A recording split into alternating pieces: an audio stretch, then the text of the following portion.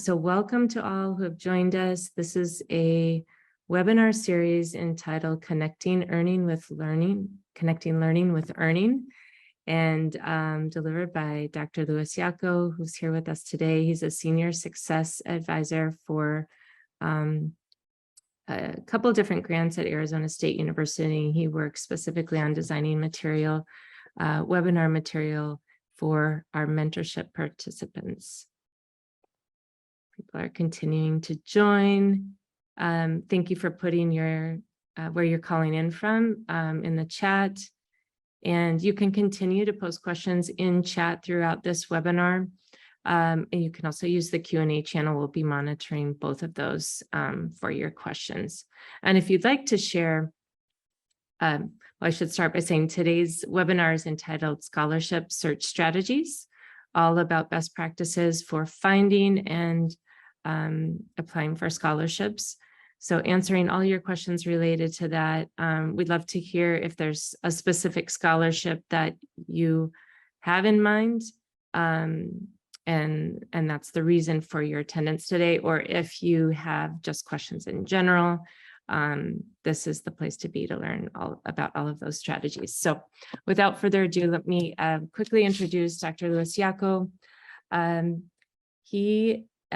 Part of his responsibilities as a senior success advisor, he interacts with students in thoughtful and creative ways, and helps students reach their full potential, helps them focus on setting goals, overcoming obstacles, and achieving success in career and in career readiness. He holds a Bachelor of Arts in English Literature from College of Languages in Baghdad University, a master's in English and World Literature from Lehigh University in Pennsylvania, and a PhD in Cultural Anthropology from Duke University in North Carolina. As a social scientist, Lewis focuses on higher education in the Middle East and has conducted extensive research at public and private universities throughout the region. He's taught and worked with American and international academic institutions and NGOs for many years. Lewis grew up in Iraq. He's lived and traveled to many countries around the world. And he seeks to help students find their inner voice and explore meaning and creative ways to align their passion with their new academic and career opportunities. So without further ado, I will hand it over to Lewis. Well, thank you so much, Tiffany, and good day, good morning, good afternoon to all of you. We are really happy that you are here with us today. And I hope this will be a really good opportunity for those of you who are interested in planning their next step in getting scholarships, applying for scholarships, and funding your education. I think there are a lot of tips, and there is a big territory for us to cover. So let's begin. And I'm grateful for my colleague Tiffany, who will be navigating also through the slide for us. And so I would like to start with an overview about what we will be doing today, just to give you a sense of what we're covering here today. And again, a very gentle reminder, if you have any questions, comments, or thoughts, feel free to write them in the chat anytime you want. But also at the end, we will have a time for questions and answers, and we will do our best to take care of all these questions, because I know they are very, very important for you. And I know, especially in such cases, questions can be very specific depending on the person, on the situation. There are many specific things to consider. So I understand that very well. So today we will be talking about, we'll begin by talking about the types of scholarships and the financial aid that are out there. And that's very important, and you will see why. And one of the most critical things in the process of locating and applying for scholarships is timing. Timing is very critical, and we'll talk about that. What does it mean in the entire process? And then we will talk about 10 essential tips that everybody must consider. So I know that there are very different kinds of scholarships and that there are different applicants and fields, but these essential tips I put together based on a lot of research and experience. And I wanted everybody to think about them and to be prepared for them. So we'll be talking about that. And then we will move if you want to consider this as the next section of the presentation, which I think is really important. The components of scholarships. What are the things that you're going to be working on and how to work on them? So we will cover personal and or research statement. What are they? Why do they matter? We will talk about the required tests. This will not be a very long talk, but they are important, and we need to also talk about timing and how to think about them. We will talk about letters of recommendations and references, which is another component in the process. And we'll talk about CV, resume, how to polish it and be ready. And interview skills can be very critical in this case. And I will tell you why, because scholarships, they're not just something academic. You can also think of them as career, and therefore having the skills that combine your academic character with a person who is applying to get funding. And very often when you become a PhD, for example, you are also working to fund your education. You could be teaching as you study. And so think of the importance of being prepared, having a good CV, interview skills. We'll talk about that. Online presence, and also why does that matter? And we'll have some closing tips, also some essential tips. And then we'll open it up to you. But again, throughout the entire presentation, feel free to comment, to share your thoughts, reflections, and even your experience. If you have experience, including let's say a bad experience or something you learned, because I think when you write it, everybody else is learning, and I'm learning also. And one of my favorite things about these presentations and webinars is that I confess a secret. I end up learning from people more than they learn from me sometimes. But let's begin. So the first thing to know is that obviously there are different types of scholarships, and why that is important, it's because some types we could be more competitive for some types than others. So for example, there are specific scholarships for people of Zimbabwe. There are specific scholarships for refugees in this specific area, or refugees in general. There can be specific scholarships for people with disabilities, and on and on. The list is very long. And of course, I don't want to take a lot of time by talking about all these different kinds. And the point here is that knowing where you are and what you may qualify for scholarship is really important, because that will help you to find the right kind of scholarship that could help you, that could be a good fit for you, and that increases your chances of getting a scholarship. So I recommend highly that when you start thinking about the process at the very beginning, try to explore the different kinds of scholarships that are there. And of course, this is not to say you should apply only to the one kind that applies to you. Applying to scholarships, and I will say this multiple times in this webinar today, is very much like applying to jobs. You don't just apply to one job and sit and wait. You should try the different kinds of scholarships that could work for you, and some could work. In my case, for example, back in the time, the very beginning, like at the very beginning, my experience, I applied to a British scholarship and American scholarship, and I got both of them. So my problem became, I really wanted to do both of them. And luckily there was no conflict in time. So I was able to take both scholarships at the time. So I came to the US on a Fulbright. It was a very meaningful experience. But another thing, I didn't get the Fulbright from the first attempt, but I insisted to get it. So I tried again the following year. So that's another point. We'll talk about that. Persistence is very important, right? So look for the different kinds, apply to them, but also look for like different kind of financial aids that sometimes can be within universities. And that's why it's important to also not only locate scholarships, but for the kind of field that you like, the kind of study, the kind of program, try to locate some universities that you might apply to and see if they have their own funding sometimes, or they could partially fund you. So there are a lot of options. And we could talk a lot about this, but I want you to be very mindful from the beginning about these options, because that could change things for you. The second thing, you utilize scholarship matching tools. There are a lot of scholarship tools. The first example I give here is actually very applicable to the Middle East. It's for Arab countries, North Africa. We have a place called Al Fanar, where it gives scholarships to students from the region. Scholarly is a very good tool where you can go and find a lot of different kinds of scholarships. So this is connected to the first point. CAPEX, Unigo, as you see these examples, I gave some examples of some of the most well-known tools where you can go and write scholarship in physics, scholarships for African students on something, you know. There's a Swedish scholarship for African students, for example. It's a very well-known, and so on and so forth. So utilize these tools to get more specific kinds of scholarships that you could target in your process. So apply for multiple scholarships. I already said that, as you would apply for multiple jobs that you like. Applying for multiple doesn't mean you do it blindly. It means you're still targeting very carefully and locating the right scholarships for you, but you apply for more than one. And chances are, hopefully, fingers crossed for all of you, that you will get at least one, and that would be great. But also other sources of funding, as I said already now. You look at the department, at the university, sometimes they have their own funding. So apply to all of those. Look for universities and specific programs that may have their own funding. I mentioned that already. And this is really important. Beware of scholarship and financial scams. All the good scholarships that are trusted and have a good reputation, and they're decent scholarships, they will never ask you for money.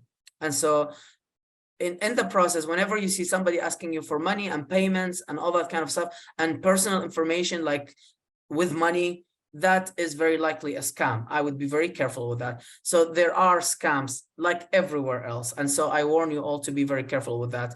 And there are even scams in the publishing world sometimes, in the sense that some publications are just looking for money. They're not decent publications. They're not peer reviewed. They don't have any standards, but they'll ask you for a very big amount to publish your work. So that's also something important to consider. So look for the signs, and the signs are careful. I mentioned to you in the introduction that timing is really important. And I don't mean that only you wait for the deadline and know the deadline and all, like, and that's it. Timing is you're thinking about the deadline and the time for multiple components of the scholarship. For example, let's say one of you decided to apply to 4 scholarships. Now, they will have different deadlines, right? So that's one thing to consider. That's one example of timing. When you ask for letters of references, not everybody will send them to you like in 2 days. Professors, teachers can be very busy, right? And so you have to consider the timing that works for everybody and that works for them to be able to meet the deadline of these 4 scholarships that you want to apply to, right? So that's another example. So the actual scholarship, if you want to apply to a departmental funding, there's a specific university with a department. They have some funding for students who are considering that department. You would want to apply in the time that they want, right? And what else? The standardized tests. A lot of the scholarships that you apply to, especially scholarships in Europe and North America, to be also very specific, they will have some standardized tests like TOEFL, which tends to be very big in American universities, to a great extent Canadian universities, IELTS, which is very much required and common in British universities, but also Australian universities and some Canadian universities. These are examples. So these have, also times and availability. When can you take the test? And all of these things have to match. So do you see how much time you're working to coordinate? Time management skills become extremely important in the process. And a lot of them, it's very hard once you miss the deadline to actually do something about it. So you don't want to miss a whole year, because sometimes or very often scholarships can be annual. So you're going to have to wait until next year to apply, which is a shame. And that's why you need to be very particular, put all the times together and see how you can coordinate so that you can meet those times. And as I said, applying for different sources of funding means that you will have different times to work with. So timing is of the essence, my friends. Do not underestimate it and try to be very careful. And that's why in the previous slide, what I mentioned, beginning to plan and put a map of where you will apply is extremely important. Okay. So let's go to the next slide, please. So I put together the 10 essential tips that are the most important to consider, and I'll try to be brief, but I will make sure, if you have questions, don't feel shy to ask me or want further consideration or further discussion of these things. Think big and small and outside the box. These seem contradicting. You will tell me, you're asking me to think big and small? What does that mean? And outside the box, I will tell you more about that. Think big means to zoom out and look at the big picture of what you want to plan for your life, why this scholarship will really serve a purpose in your life, and how are you going to serve the world and the community that you are in through getting this scholarship, through studying this thing, spending years of life focusing on a certain training, whether it's a master's or a PhD. So think big. The big picture really matters. And if you capture that in your scholarship application, the people who fund you, they will see that you're a person with a vision, with a long-term goal, but also a person who thinks beyond himself or herself. So thinking big is important. But then comes the next part. You can't only think big in a scholarship application. It's really important to also narrow down and show the readers, the people who are evaluating your application and giving you the funding, that you're also, as a person who wants to be a scholar or study a field, you have some specific questions. You are interested in specifics. So at this stage of your life, when you're applying for scholarship, I don't recommend you become too big or only big picture and not too narrow and only the narrow details. Try to create a balance in showing both.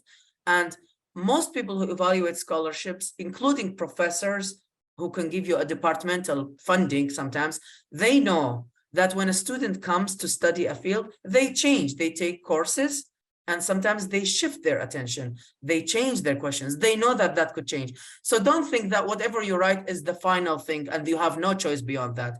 But at the same time, have something to be written, because that will show them you are thinking about questions. So be big and be small in the big picture, zoom out and zoom in, combine both, create a nice harmony. And also outside the box, don't just repeat what everybody else is saying. A lot of people simply will repeat a scholarship that has already been done, and they won't add anything to it. So they will say, John and Smith wrote an important book and they ask important questions and I'm interested to study this. That's not enough. You have to say what somebody else has written, but what are your questions? What do you think you can bring to the field? So that can make you stand out. Do not only fit in, stand out. And that's really important. 2, pay attention to the smallest details. And this applies to what you're saying or what you want to do, but also to the application itself. If they tell you write 200 words, you should write 200 words, and even try to write a little bit less than that. If they tell you use New Romans for a font, use that. And all of these details matter. When they see you paying attention to details, they will see very simple but important signs that you are a serious person and a serious scholar who takes details seriously. And quite honestly, graduate school, whether master's, PhD, a big part of it is the details. Like you have the attention, careful attention to the text, to the writing, to thinking. And when you do it in a scholarship application, they immediately see a promising sign of you, right? Demonstrate your writing, interviewing, and communication skills. You will need all of these. Writing, communication could be demonstrated when you write in the application itself. Many, if not most, of scholarships, they have at least one interview when you are selected in the stages. So this is your chance to shine and show them who are you as a person and why you would be a good scholar, a good person to receive the funding to study or to do anything. I mean, scholarships, they're not only study, they could be training sometimes, they could be vocational. There are scholarships for a lot of things, by the way. And I don't want you to think that what I'm telling you here only applies to PhD or masters. There are small grants for specific projects, for specific certifications. You could benefit from all of these in your lives, depending on your time, your commitments, your funding, and so on. So demonstrate your writing when you write, and interviews and communication. Complete the optional fields completing the optional fields. When you look at the applications, there are required fields. Obviously, your name. It's always required to have a personal or research statement. You can't not write that. Sometimes you have fields that they call them optional, and they could be very meaningful. I personally have found so many scholarship applications where the optional fields, it means you don't have to fill them out.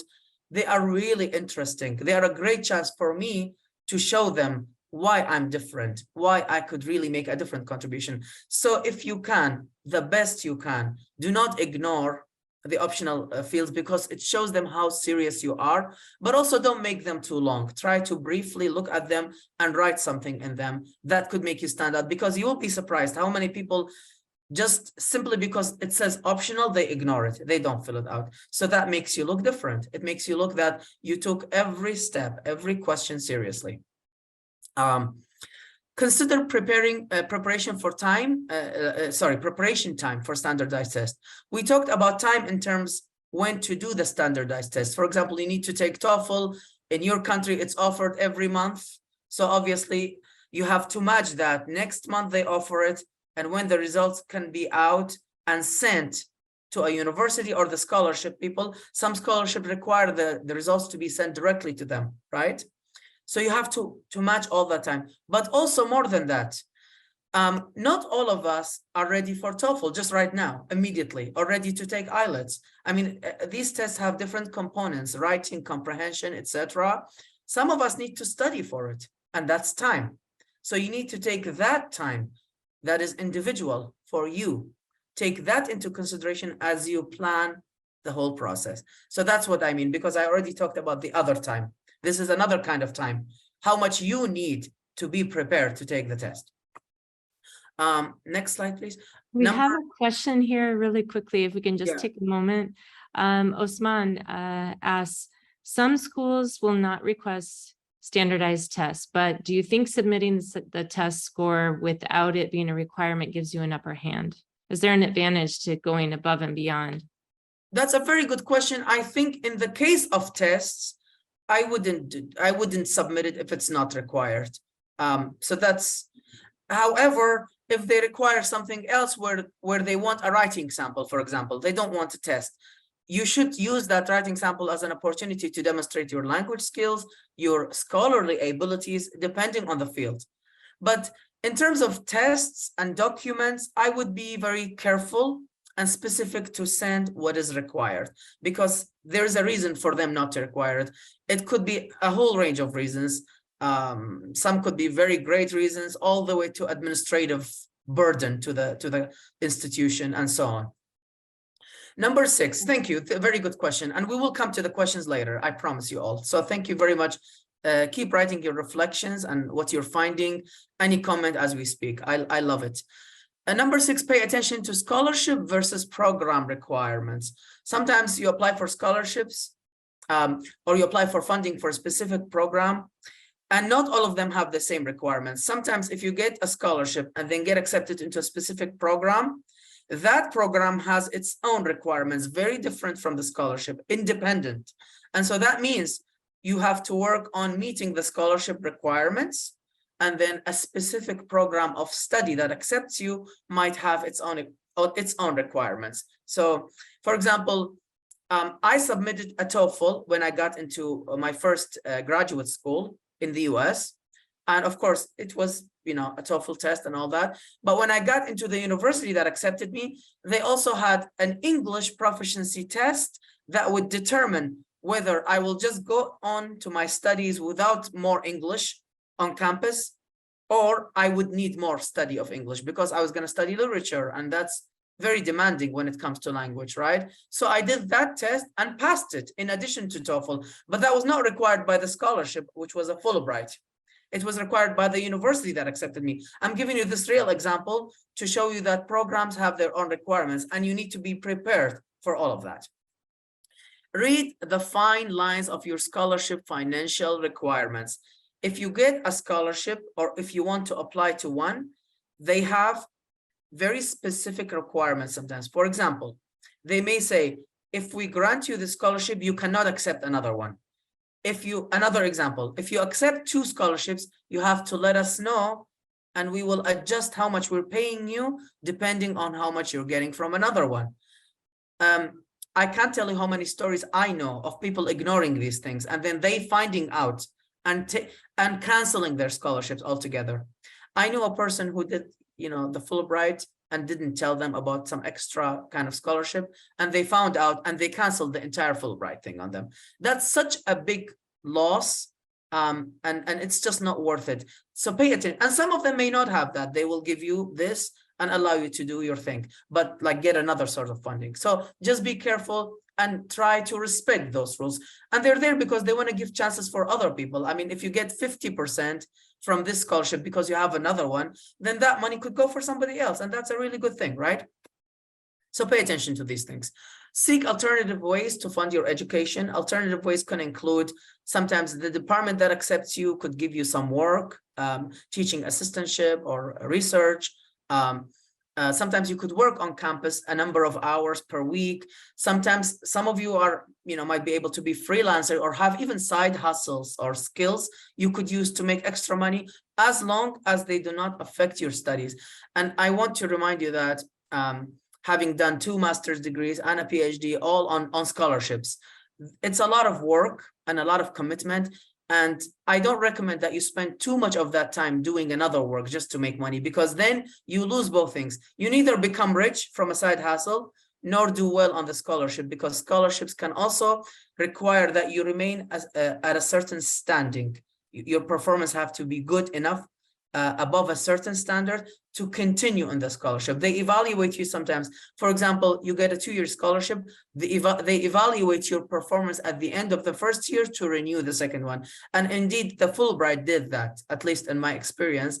I mean, these rules change also, but at the time they did an annual review of how you did. So make sure to pay attention to that.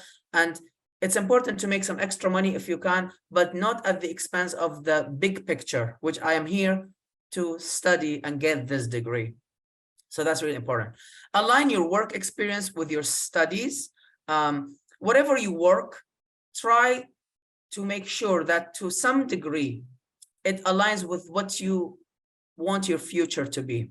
Don't do something very different that cannot enrich or add to what kind of person, what kind of career, what kind of future are you planning for yourself? Try to keep that relation, because that way you win twice. You will make some money, but you're going to have an added experience that is close to what you want to be. And that could be the beginning of building a strong CV for yourself, right? So that's really important.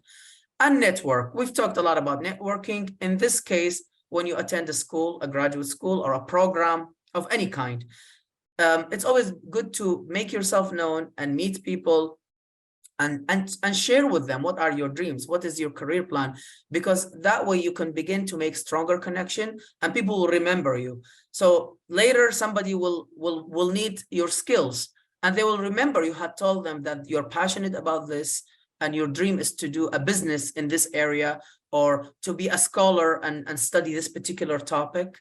And they will remember you and they will find a way to contact you. So networking can be very good. Sometimes the people you network with, let's talk, for example, just an example, graduate school, they could help you find other opportunities. They say, well, have you heard about this scholarship? It's for second-year students only. And if you apply for it, it can give you money to do research as a second-year PhD. I'm giving you a very rough example, but they actually exist. So networking can help you find out things you would never know otherwise. And it could make a big difference for yourself.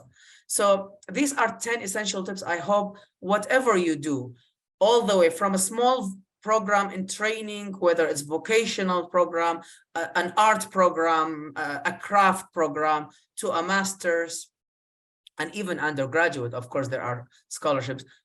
Do consider these tips. Next, we'll talk about the components and preparation of the scholarship. So what are some of the most common and usual parts of a scholarship application? The first thing that you will see a lot in scholarship applications is either or, but sometimes both. You either have a personal statement. Some scholarships only want a personal statement. Some want a personal and research statement. Some call them, want them in one place, personal and research statement. Some separate them. You have different space, one for personal statement and one for research statement. This is the number one, as it is in here, the most important part of your application. Everything we said could be forgiven. You have a mistake, the font is not right. But this is the place where if you do well, you will increase your chances significantly of getting funding, because they want to see, what is this? A personal and research statement, the first thing is that why it's the most critical component of the scholarship. It's because you are telling the people who will give you funding, what do you want to study? What are your questions? Why are you studying this? Why are you the right person? What makes you the person who is a good fit for studying this thing? What kind of previous experiences you have that could really help you in standing out and making you a very promising person to study and get this funding. But also, if you don't have that, you don't have to have everything. We are all different, have different experiences. Some of us have more than others, and so on. But you can also, for example, address something like, in the future, what are the questions? What is concerning for you that you want to study this field and get better at it? So when they see that, they're going to read that. That is the most important measure for them to decide whether you should be getting the scholarship. And they're always very competitive. And if you don't get scholarship, that doesn't mean you're not qualified or you're not good enough. By the way, they're extremely competitive.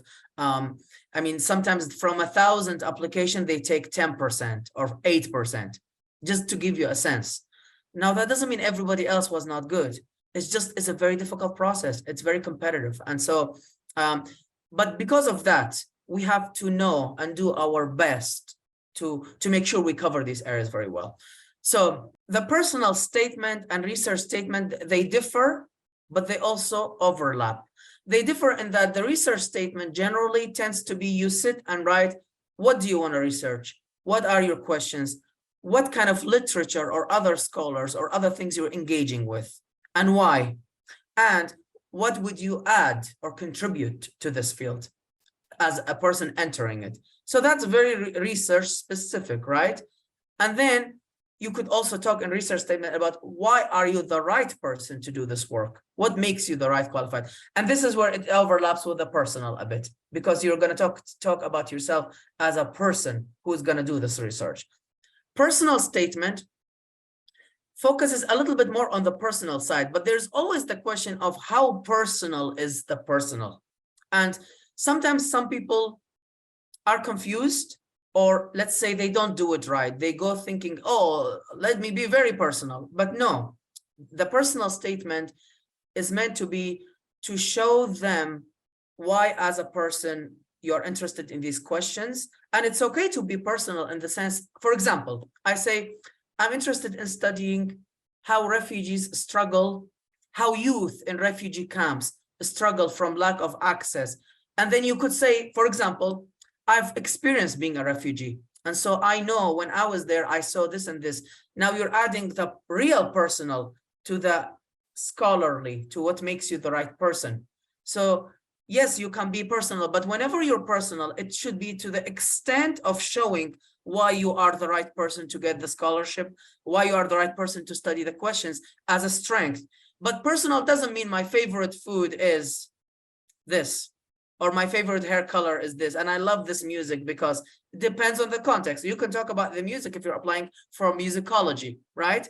But we need to be a little bit we need to be thoughtful about what personal is and how personal it can be, but also look at the overlap in the research. And overall, both of these statements should capture very well you as a person, and why are you the right one? What are the questions, and how do you engage with others? And others don't have to be just scholars. Sometimes you could want a scholarship. Let's say an example. I'll give you another example. These are rough examples. You've worked for 10 years in NGOs, and you saw a very big problem, a gap, where scholarship doesn't have enough about it. But because you worked hands-on, you came up with some important questions. You can read about some things that have been written about the NGOs in that area. And in your statement, you will talk about you as a person who has worked in an NGO and saw all these problems. And you decided to read some books, and you found the books cover this and this, but they don't cover two questions that are really important. And in your 10 years of experience, you find that it's extremely, it makes the NGO works maybe less effective because these questions are not addressed. And that's why I want you to give me a scholarship to pursue these questions, because I think I can contribute to them because I've worked 10 years. You see how I'm combining all the personal and the research and the experience together? This will make it a very strong thing. And yes, it is personal. You're saying you've worked and what you saw, and you can be very honest about that. You can, you know, talk about the challenges, you know, but that's what it means for it to be personal. And I gave you the refugee example and so on. So I hope by now you see why they matter and how they may overlap and what not to do, to be very personal about things that are not relevant, right? You can write a line or two at some point if it's you know, a fitting moment to say, as a person, you love nature and it inspires you always, and that can make people connect with you. But don't dedicate too much stuff to something that is not in the heart of this. Be attentive to small details. We talked a lot about this, and I think you're tired of me saying about the details thing, but I can't tell you how important this is. Word count, the formatting. Formatting really matters. Some people ignore formatting, and then that could, you know, just mess the whole application sometimes.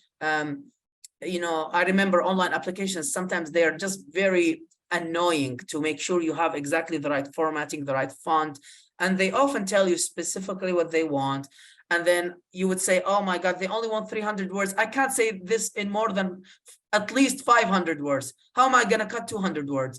And that's where you need not only you to learn how to cut things that don't matter, but also ask help from people you trust, because sometimes we can be very passionate and connected to what we wrote. We think, I can't delete any of it. It's all important. But an outsider with some experience, they could help us. They say, you know what, I know this is important for you, but this is not the most important. Let's cut it because you're kind of doing this job here. Many people that I've asked to help me with editing over the years, they have showed me in very beautiful ways that sometimes I thought I could never delete this paragraph, but they say, you can, because you actually say this here, just add 2 words or another line, and then you can delete all of this. And it was hard for me. It took a lot of training to let go. We love what we write. We love what we want to say and share with others. We feel this is the most perfect way to convey it to others, right? But you have to let go. And one really good way is to ask support and advice from people you trust, from an advisor, whether an academic advisor, a professor you love and respect very much, a friend you think is very smart and you really trust their you know, their mind and their way of reading. Even a friend, if you're lucky you have an editor. I have a friend who's an editor, but I don't like to bother them because they will hate me later. And so depends on when you are. So do that matters. Know your audience. This is super important. Who is your audience in a scholarship? Well, it depends on the scholarship. The audience could very well be, obviously, for example, it could be the panel, and they could be people from an academic background, but they're not necessarily academic. They could be people from industry with some academic background. And that's why, remember at the very beginning, I told you, locate your scholarships. Locating also means the audience, knowing the audience, right? So know your audience. And of course, if you apply to scholarship from a specific university and department, it might be the faculty who will work with you. They are the audience. And so what you want to know their names, what they've done, and why are you the right person to work with them on a certain project. And they may not be working on something you like anymore. They might have moved on sometimes, but you can find ways to connect or even convince them that, yes, even though they're done with this book on this issue, you're going to come, and it sounds like you're a very promising person to do this, right? So knowing the audience is extremely important to this particular component, which is, as you see, I'm spending a lot of time on the slide because this is the most important, right? Know your audience. And if you have questions about audience, do ask later. Be creative, concise, and clear. Actually, they sound like easy words, but they're the most difficult. Be creative. You know, if you have to be poetic in a certain line, be poetic. It's okay. If you have to be very scientific and very specific with a number, be. And they will appreciate all of that when they see that, or at least I hope they will appreciate it.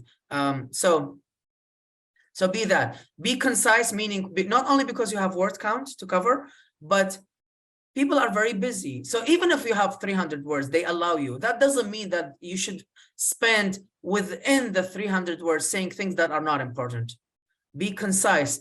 Use this almost as mathematics. Every line I say should matter, should be, carefully like considered and thoughtful. Don't exaggerate or overestimate whether your achievements, your questions, and what you can do. It's very easy to go and do both, one or the other, or do both at the same time sometimes, depending on the. So exaggerating, nobody likes that. And don't exaggerate what you can do. Don't amplify what you have done in the past just to look good. People know, especially people who are experienced with seeing thousands of applications, or faculty who know the field very well. You shouldn't exaggerate or dismiss something with a faculty person who spent all their life studying this field, right? So try to be very reasonable about what you know. And I know we all want to look very good, that we know a lot to be accepted, right? But here's the thing. If you know everything, we don't want to give you the scholarship. Go have a good life. Thank you very much. You should show what you know in a very reasonable manner, but also what you really want to learn. And that is equally important, right? So try to create a balance and be as honest as you can about what you know and what you're looking forward to exploring and discovering. Both of them matter. Next part. Number 2, I'll be faster in the others. Yeah, just want to pause. We hopefully can wrap up in 5 minutes, so we have some time for questions. Yeah. For those who are not able to stay past the hour. Yeah. Required test, we talked already about them. So field of study requirements, I've told you about the preparation test timeline and late submissions.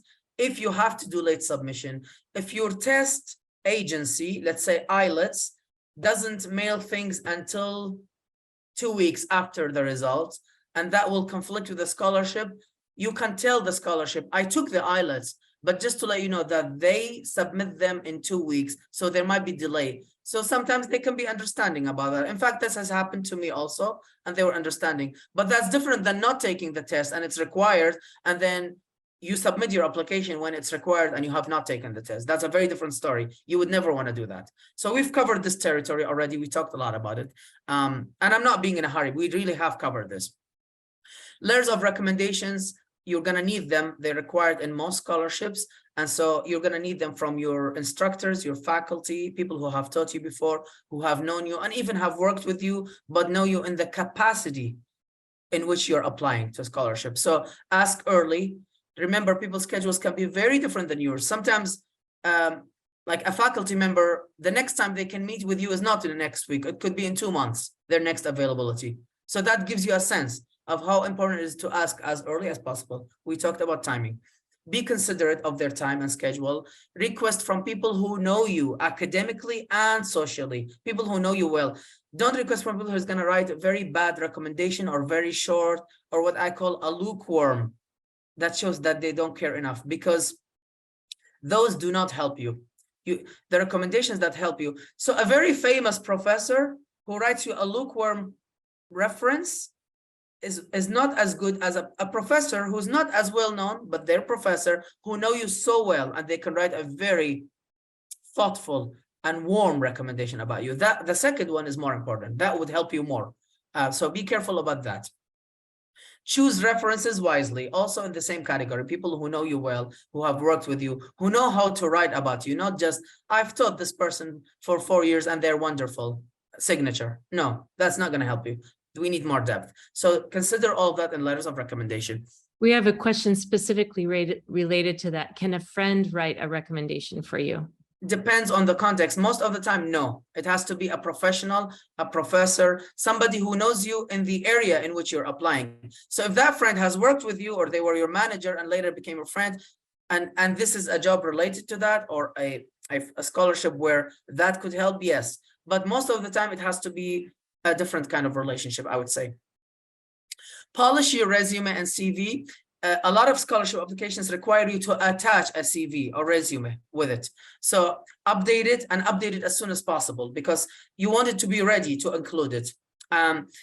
Customize your CV. So if you're applying for, let's say, PhD, and you have different kind of experiences, some academic, some working somewhere else, very unrelated, emphasize the academic experiences because the CV will serve that purpose. So this is not lying or changing facts. It's emphasizing the parts of your CV that are going to serve this purpose, right? So, sorry, and this is a typo, but take a career and planning course that we have on Baobab. That will be very helpful for you. If you haven't done already, we recommend that you do that. Interview skills are extremely important. Think about what is the timeline and the process for the interview. Prepare and practice for virtual and in-person interviews. And these could differ, the skills. And when you are online, you have to show the best of yourself, but you're still remote. You have some restrictions and limits, right? So, you know, having the camera, making sure the technology is working, your connection is good. And I know these things can be very hard sometimes, right? But make sure if you have an online interview or virtual interview, sorry, that you are prepared for it and you have everything set up. Have a professional background, for example, or blur your background if you don't think you have a good, make sure there's no noise in the background. And when you meet in person, be the best person you are. Be professional, be friendly, be kind, be smart, right? So all of this has to show, and it helps to practice with friends. Imagine that they are interviewing you as a panel and asking you questions. So practice for the interview. So we have a course on interview also on Baobab, and you can also take that. That could be very helpful. And lastly, the online presence matters. Make sure that you polish your online presence. And by that, I don't mean you should be afraid and delete everything that you like doing online. And it means that anything you put online, make sure that if any panel or faculty see it, it's totally fine. Like, try to create a harmony between your personality as a person in person and between what we call your digital citizenship, right? Your digital presence. And I personally think, this is personal, not sort of professional or academic opinion, is that the best policy I found that is not to have a big gap between you in person and your online presence. I mean, I see myself as the same person, and so I want to have the same impression. So for example, I care about ideas deeply. So even in my social interactions online, I share ideas and discuss them with people, right? And so make sure that there isn't a very big gap or shocking gap between your in-person and then your online presence. Update your LinkedIn and other profiles to show your profession and to show that your connections. That could help people see that you are there and constantly in the world, engaging with it and working. And people will, for example, write your recommendations on LinkedIn. That could help to others see what people think about you. Network, we talked a lot about it already. That's very important. And take the courses that we have on social media. So last tips, you can't proofread enough. And in fact, you can't do it by yourself only. And that's why it's always important to ask somebody that you know to help you and to read what you have written, because no matter how much you proofread, you will never be enough to be able to proofread. Ask others to proofread for you, which takes me to that point. Utilize all the resources you have. So if you're still undergraduate and you apply for a master's, or make sure that you use all the like writing center or people advisors that could sit with you or read a draft of your application. So use the resources you have. Go into the library to look for books and resources on a certain thing.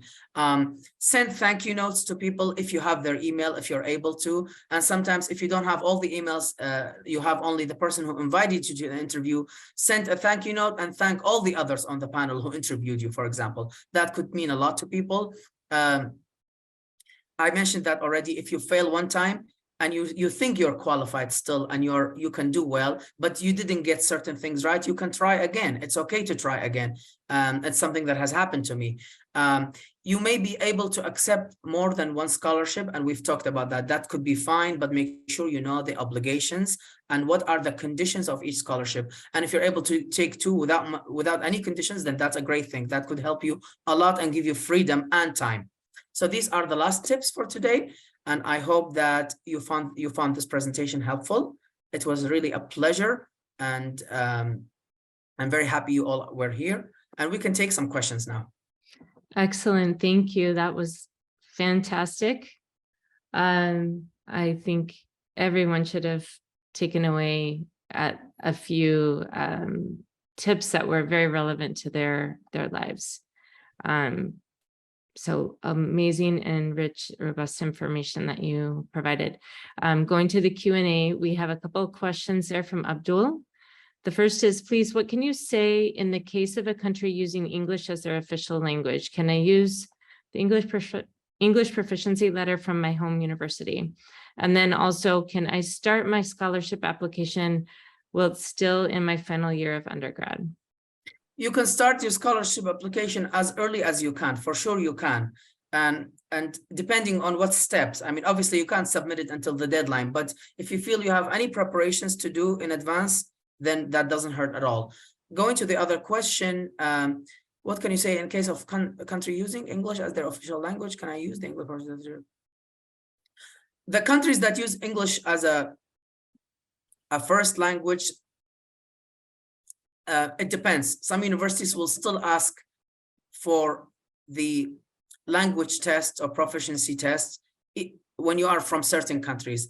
So you would pay attention to what the scholarship says about the test. So for example, they could say, you don't have to submit the IELTS if you're from Australia, Singapore, some English-speaking countries where English is the first language. And sometimes they say you have to, unless you are from the UK or US, then you have to submit it. So there's no one answer to that. You will have to see what are the rules and regulations. From patients, what are some of the negative effects of a bad online presence when it comes to your scholarship application?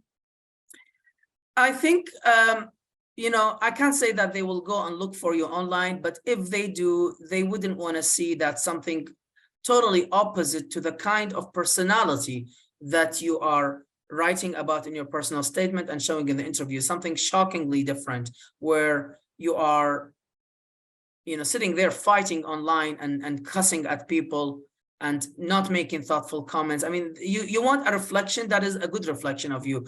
Something that, I really don't want people to think they should be afraid and watch themselves. I mean, I think freedom matters, to be free and to be, but all I'm saying is that make sure there is a harmony between you as a person that you're presenting yourself and online, and make sure that it's not a totally contradicting personality that is there. Okay. Or make sure, at least also make sure to be private in certain cases. Like, you make sure if your profile is very personal, you have personal opinions, make sure it's available only to the friends, not everybody who can go and look. So take all these precautions about how you appear online, if you know what I mean. We have a question from Lucien. Can recommendations be submitted after the deadline? Letters of recommendation. After the deadline of the scholarship? Mm-hmm. Yeah, so most of the time, they will tell you exactly when they want them. Sometimes they want them at the time, or they will say within 2 weeks from submitting, make sure, because they know recommendations sometimes go directly. They will give you an email and say, let your recommender send the recommendation to this email. So they know people take some time. So the answer is to look carefully at what they are requesting from you. Are they requesting this, or they're giving you time within 2 weeks from the deadline? They will tell you exactly what they want, depending on the scholarship. It's not one answer. Okay. We have a couple of questions from, let's see, we have one from Brenda. How easy or difficult is it to get a teaching assistantship? Is there a difference between a personal statement and a motivation letter? So it's two-part question. How easy it is to get a teaching assistantship?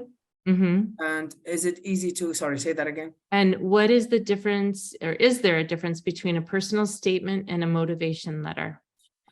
If a scholarship is asking for motivation letter, it will be very close to what we talked about, personal statement.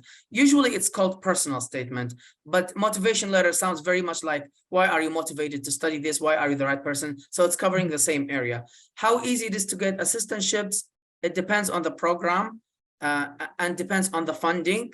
But most of the programs at the graduate level, master's, PhD, they do give those to people because they want you to also learn how to work with students and how to create a syllabus. So it's part of the training. So usually it's not hard.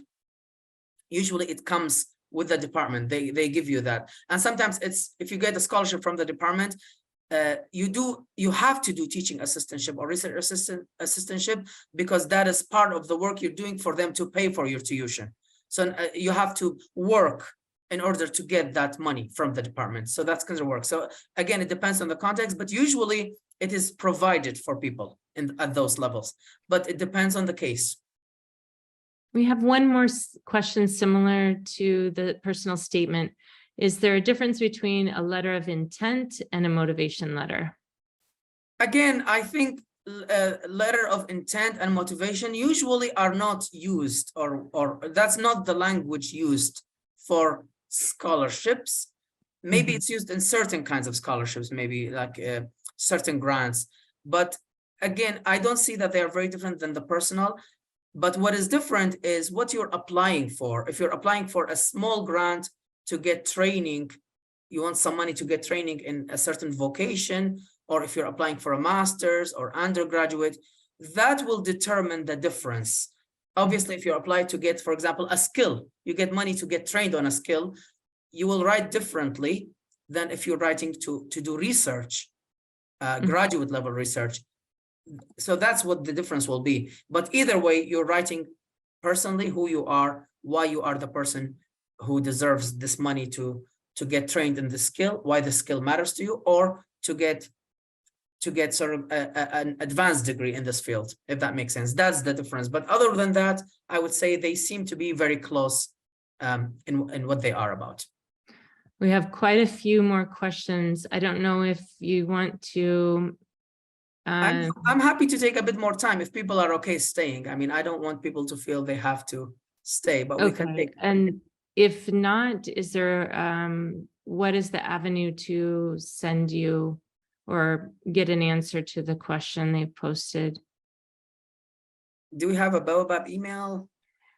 They can be sent, if you like, to support@baobabplatform.org, because there are quite a few questions and I don't think we will, we'd have to stay probably 30 minutes to get to all of them. We can take a few, and then if not, if your question is not answered today, please go ahead and send it to support@baobabplatform.org, and we can make sure it gets to Louis.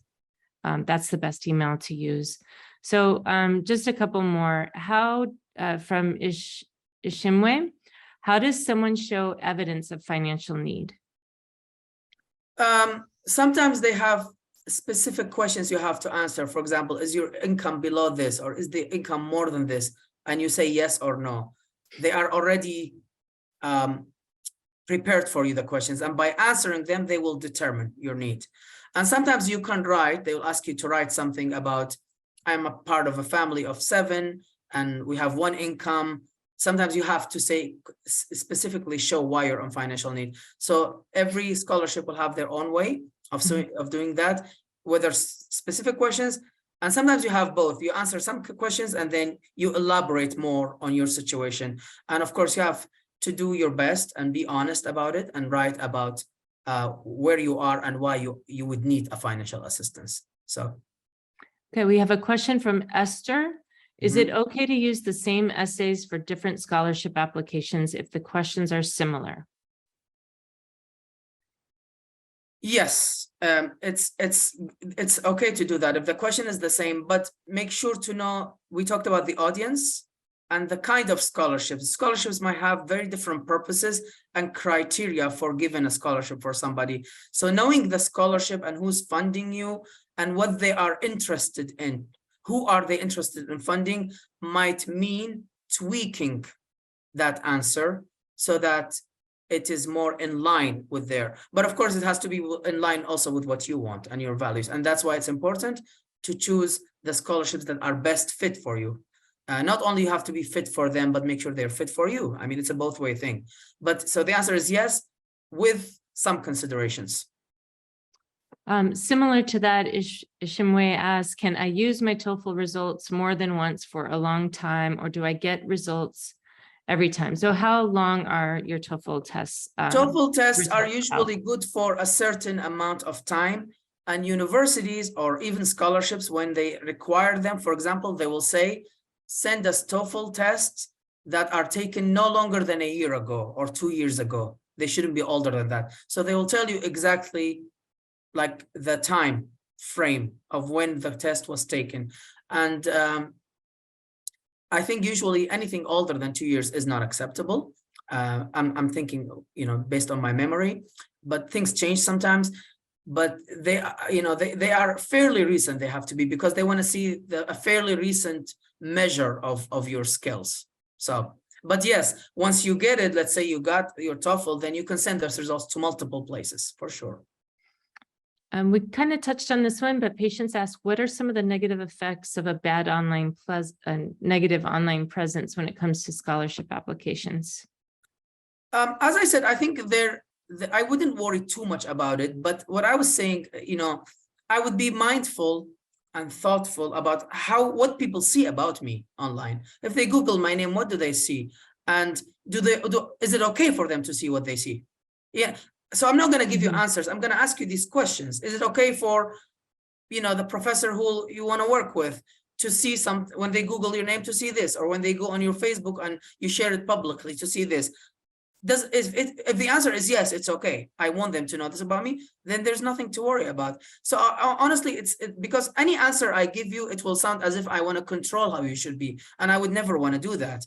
But I would want you to be mindful in a way that make sure that you are presented in the best way that you want to be as a person online. I mean, I want people to see me online the way they see me in person. I want them to see me that I'm kind, I'm interesting, I'm polite, and you know, not something not totally different than all of this, right?